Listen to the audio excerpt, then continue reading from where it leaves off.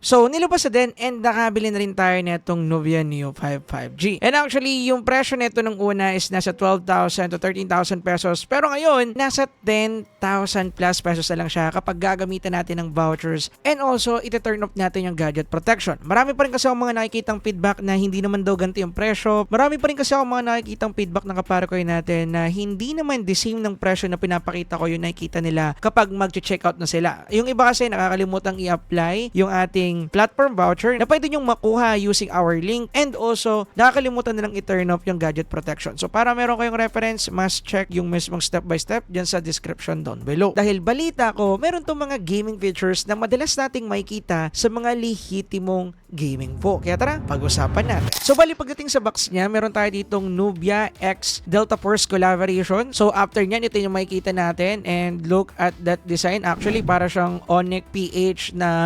symbol or colorway which is black and yellow. Then sa loob ng box, makikita natin dito yung unit agad natin. And then this is the Nubia Neo 055 5G. And kung makikita na nyo dito, nandito yung mga pahapyaw na specs niya. Meron daw tayo ditong Neo triggers, hybrid cooling system, and 6,050 mAh battery capacity and AI gaming. Malalaman natin lahat yan mamaya. And kung titingnan natin yung design niya dito sa likod, as you can see, maangas yung dating pang gaming na pang gaming. Ang una ko agad napansin or una ko agad naalala dito, at least sa design dito sa transparent back, ay yung mga tablet or yung design language mismo ni Red Magic. And look at that. Meron siya ditong design na kagaya ng ganon and di na rin naman ako na-surprise kasi related naman yung dalawang companies na yan. Pag tinignan naman natin dito yung isa pang design, yung mata niya, para siyang sa Asus, yung Asus Gaming or kung alam niyo yung Asus Gaming brand, makikita niyo dito yung mata niya. For me, magkamukha sila. Pinapansin ko rin na meron na tayo ditong 2 shoulder trigger button which is one of my favorite kung ako tatanungin pagdating sa isang gaming phone. Dahil kapag lalaro ko ng mga shooting games, more on 4 finger style ako. Kaya para sa akin, benefitable to sa mga kagaya ko kasi yeah, gamit na gamit siya. Minsan kasi nakakailang na rin pumindot dito and mas gusto kong pumindot dito sa taas para mas malaki yung clearance. So dito naman sa port na to, syempre subjective. It depends yan sa lalaroin ninyo. Pero for me, goods na nilagay nila yan. And pagdating naman sa build quality ng mismong device, plastic frame lang tayo dito. And meron din tayo ditong plastic frame and plastic back. Ang kagandahan naman dito, meron na rin tayo ditong supported na audio jack. Kaya magagamit pa rin natin yung mga wired earphone natin. However, naka-single firing speaker lang tayo dito para sa kanyang stereo speaker. Pero hindi ko alam kung gumagana yung kanyang mouthpiece speaker dito sa taas. Nga pala, yung variant na merong built-in cooling fan is yung GT version. So currently, yung in-unbox lang natin is yung 5G kasi mas okay siya for me. Para sa akin, mas okay yung value na makukuha natin dito para sa presyo na 10,000 to 11,000 pesos. Nga, if mabibili natin yung promo kaysa doon sa isa na parang ang bentahe is built-in cooling fan lang. Pero, i-cover din natin yan kapag nakabili tayo ng unit. So, abang-abang. Anyway, habang sinesetup natin, ito pa yung mga sumunod na makikita natin sa box. Makikita natin dito yung ating included hard case which is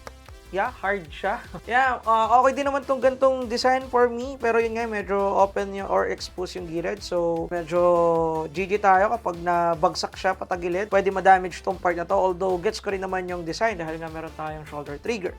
Anyway, sumunod naman dyan, makikita natin yung ating panundot. Nandito yung ating Nubia warranty card and also Nubia quick start guide. And then makikita natin dito yung ating charging cable and also charging adapter na meron ng USB Type-C to USB Type-C support. Which is I like kasi marami ako ditong cable na naka-USB Type-C. So pagdating dito, panalo sa akin ang kanyang packaging. So na-boot up na natin at ito yung pinaka-overall look ng UI niya. At yung una ko napansin dito, same na Red Magic. Meron na rin silang AI assistant dito or just a assistant, gaming assistant. I don't know what is the proper term. At ito si Demi. And nandito, the same lang din siya dun sa Red Magic. Pwede mo siyang kausapin. Pwede mo siyang kulit-kulitin dyan, mga something. Kung simp ka, gawin mo yan dito. Mga ganun. So, in terms of overall look ng UI niya, just a Red Magic or Nubia thing lang naman dito. Wala akong masyadong nakita ng mga bloatware, although meron pa rin ako mga napansin, kagaya ng ZTE Cares, Translate, Super Wallpaper, and then, yeah, wala nang iba, both sa Facebook and also games. Samantalang hindi natin yan nakikita doon sa ating Red Magic. Wala tayong makikita dyan. Kung meron man bihira, yung mga booking.com lang, WPS Office, yun lang. Pero dito,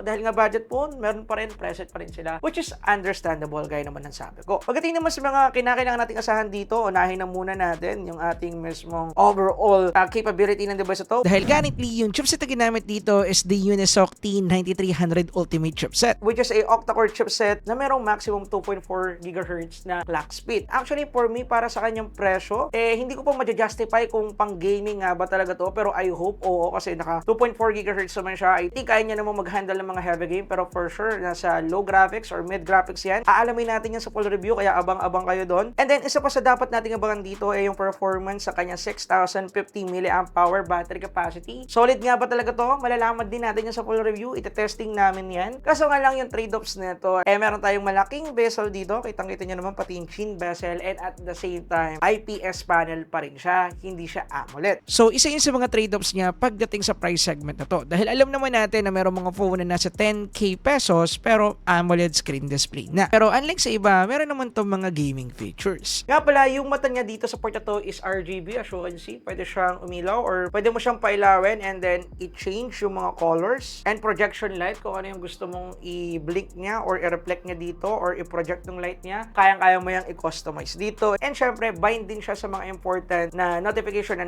agad nating malaman kahit na nakataob yung phone natin. Kagaya na lang ng notification, incoming calls, charging, and also alarm clock. And for me, goods yun kung ako yung tatanungin. So, excited na akong i-testing at ibahagi sa inyo yung mga information na makikita ko sa phone na to. Kaya abang-abang. And for sure, baka ma-upload na rin namin yung video habang pinapanood din nyo to dahil late namin tong mapupost dahil late to sa schedule namin. But anyway, in just my first impression, nakita natin na may pros and also may cons agad itong phone na to. At mas mag-uusapan natin yung sa full review and also gagawan din namin to ng extreme gaming test. Kaya abang-abang.